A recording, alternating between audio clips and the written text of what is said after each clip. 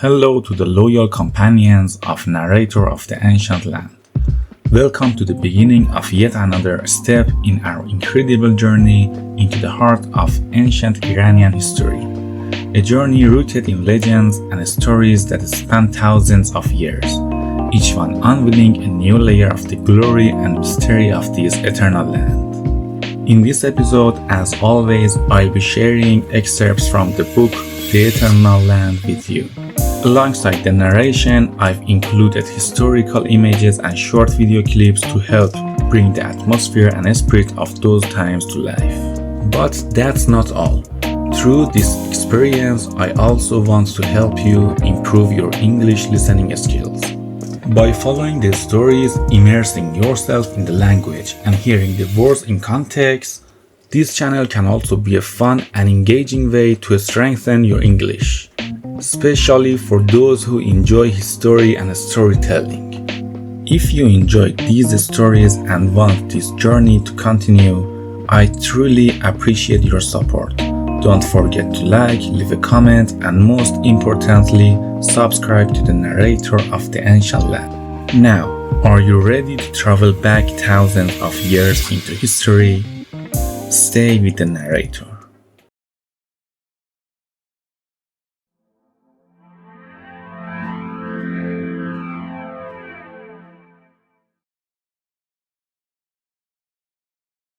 Then the rainy season came again, and life in Silk almost came to a halt, as people couldn't go to the forest or travel due to the rain.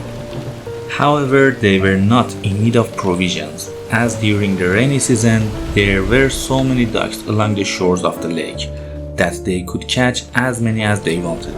Yet they didn't use duck feathers, as they had no need for them at that time.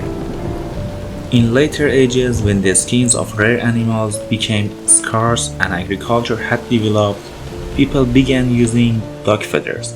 But at that time, animal skins were so abundant for clothing, bedding, and blankets that there was no need for duck feathers. Many times, Iranban, the queen and wise woman of Iran, would refer to the sun and tell her people, "Everything we have comes from Khor, and it is the sun that has provided us with deer, fish, and ducks, and made the dogs tame to protect us. It is the sun that has given us water so that we do not suffer from thirst, and it has given us fire so that we can cook the meat of fish, ducks, and deer, and harden our pottery." Zob's father had fallen from a mountain 3 years before his son's marriage, and since then, Iranban had remained without a husband.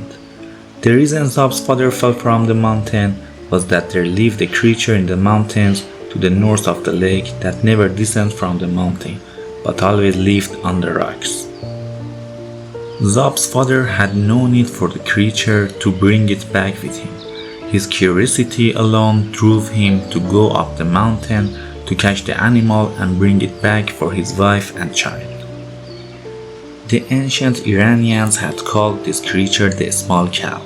The reason was that cows grazed in the foothills, and these animals were seen on the mountain peaks. Hence, the Iranians named them small cows. Today, the modern name for these animals is sheep or goosepound, which almost carries the same meaning as a small cow in Persian. If you're enjoying the video so far, don't forget to like it. And if you want to see more videos, make sure to subscribe to the channel and hit the notification bell so you don't miss any new uploads. Now, let's continue the story. Anyway, Zob's father, who had gone to bring back the sheep, fell from the mountain and his body was never found. This was because there was a river at the foot of the mountain flowing through the valley, which carried his body away, and no one knew where it went.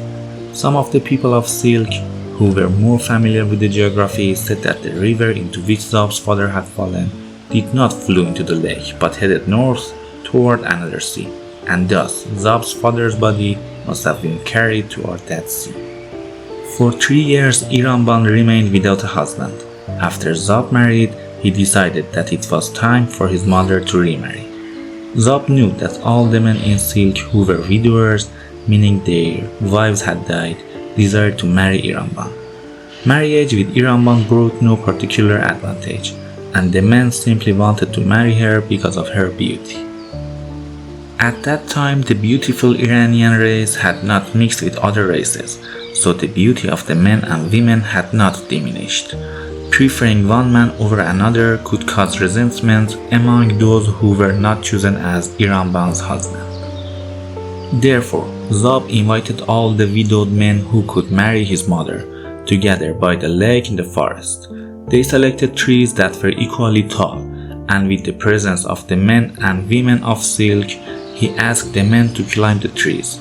Whoever reached the top first would become Iranban's husband. As a result of this competition, the man who climbed to the top of the tree first became Iranban's husband, and the celebration for their wedding was much like the one held when Zab and Ruth had married. After Iranban married, the summer season came to an end, and the autumn, followed by the rainy season, began. One night, Ruth, Zab's young wife, woke up to the sound of the branches of many trees colliding. She woke her husband and said, "Listen." As soon as Zab heard the sound of the branches, he shouted, "Deer! Deer!" All the men and women of silk, armed with axes and spears, which main parts were made of stones, rushed out of their homes and headed toward the sound of the crashing branches. When they arrived, they saw that on that night tens of thousands of deer were moving, and their herd was so large that as they moved, the sounds of their antlers clashing resembled the noise of thousands of tree branches colliding. The story is still unfolding. Ancient Iran is full of mysterious and fascinating tales. Stay tuned for the next episode as we uncover another hidden chapter of his story.